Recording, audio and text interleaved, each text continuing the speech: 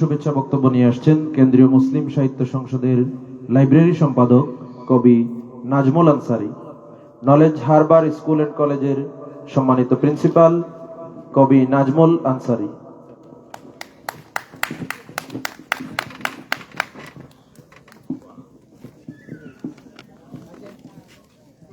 অষ্টম শেকড়ের সন্ধানে অভিযাত্রার আজকের ইব্রাহিম তসনা জীবন ও কর্মশীর্ষক আলোচনা সভার উপস্থিত সম্মানিত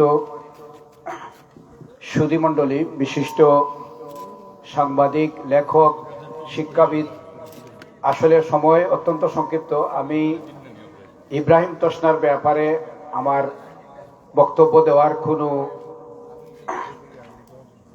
ক্ষমতা নেই। আমি শুধু তার গানটি অত্যন্ত তন্ময় হয়ে শুনছিলাম।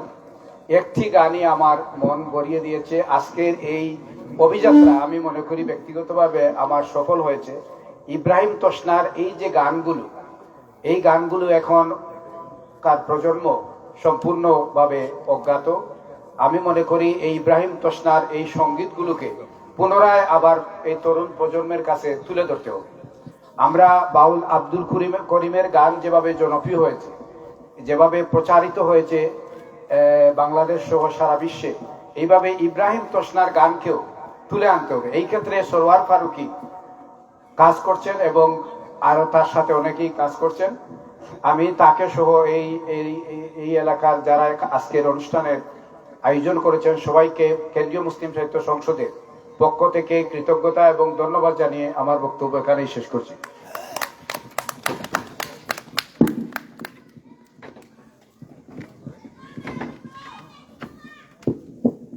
সম্মানিত সুধী, এ পর্যায়ে আমরা গুরুত্বপূর্ণ কথা শুনব কেন্দ্রীয় মুসলিম সাহিত্য সংসদের সম্মানিত সাবেক সহসভাপতি, দেশবরেণ্য কবি অধ্যক্ষ কালাম আজাদ স্যারের নিকট থেকে। বক্তব্য নিয়ে আসছেন অধ্যক্ষ কবি কালাম আজাদ স্যার।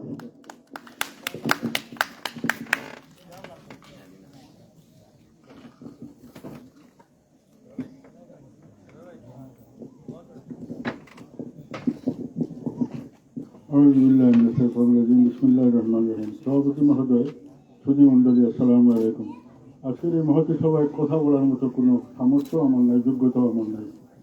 শুধু এখানে আজকে কেন্দ্রীয় মুসলিম সাহিত্য সংসদের এই শিকড়ের সন্ধানে অনুষ্ঠানের মাধ্যমে জীবনে প্রথমবারের মতো সিলেটের সূর্য সন্তান হযরত তসনা সাহেবের জিয়ারত করতে পারলাম, এটাই আমার জীবনের বড় পাওয়ার একটি।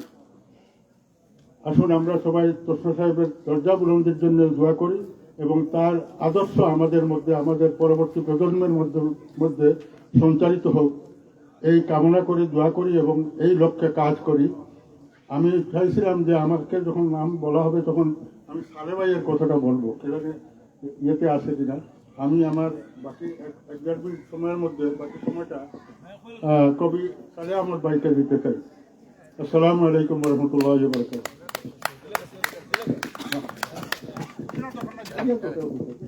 সুধীবৃন্দ, অসংখ্য ধন্যবাদ জানাচ্ছি আমাদের শ্রদ্ধেয় কবি কালাম আজাদ স্যারকে। এ পর্যায়ে বক্তব্য শুনব দেশের বিশিষ্ট কবি, বিশিষ্ট শিশু সাহিত্যিক কবি সালে আহমদের নিকট থেকে। আসসালামু আলাইকুম। আমি কানাইঘাটের সন্তান, আমার বাড়ি রাজাগঞ্জ। আজকে ইব্রাহিম তসনা সম্পর্কে আমি সত্যি কথাটাই বলে যাই। আমরা কিছুটা বেপুথ মানুষ। আমি এত বড় যে উনি সমাজ বদলেছেন, আমাদের ধর্মটাকে আধুনিকতার সঙ্গে মিশ্রিত করে একটা বিশাল কাজ করে গেছেন। আমাদের এই কানাইঘাটে একটা পশ্চাৎপদ জায়গা। আমি শুধু এইটুকু বলতে পারি, আমার বয়স 70 আমার বয়স। এই শৈশব আমার কানাইঘাটে, আমার রাজাগঞ্জে কেটেছে। তো আমরা একেবারে প্রান্তিক এলাকার মানুষ। এই প্রান্তিক এলাকার মানুষ এখানে তসনা যিনি শিক্ষাকে যে আমাদের জীবনাচরণের আলোকিত করার জন্য যে একটা খেজুরের বীজ বপন করার সাহস দেখিয়েছিলেন, সেটা আমি এখন চিন্তা করলে অবাক হই। আর আমি তসনার চাইতেও একটা গুরুত্বপূর্ণ কথা বলি। আমরা সিলেট থেকে অনেক কষ্ট করে এখানে এসেছি অভিযাত্রিক দলে। এটা খুব একটা শারীরিক নির্যাতনও গেছে। তো এখানে অনেক সাংবাদিক এবং বড় মাপের সিলেট বিভাগের বড় মাপের এলিটরা এখানে উপস্থিত আছেন। আপনাদের কাছে অনুরোধ, আপনারা লিখবেন আমাদের এই যাতায়াতগুলো যেন খুব উন্নত হয়, অন্তত অন্য জেলা অন্য জায়গার প্রান্তিক এলাকার সঙ্গে। তাহলে আমরা অনেক বেশি এই গবেষণার কাজে, যোগাযোগটা হলো এমন একটা জিনিস, আমরা সেই শৈশব থেকেই দেখছি পিছিয়ে আছি।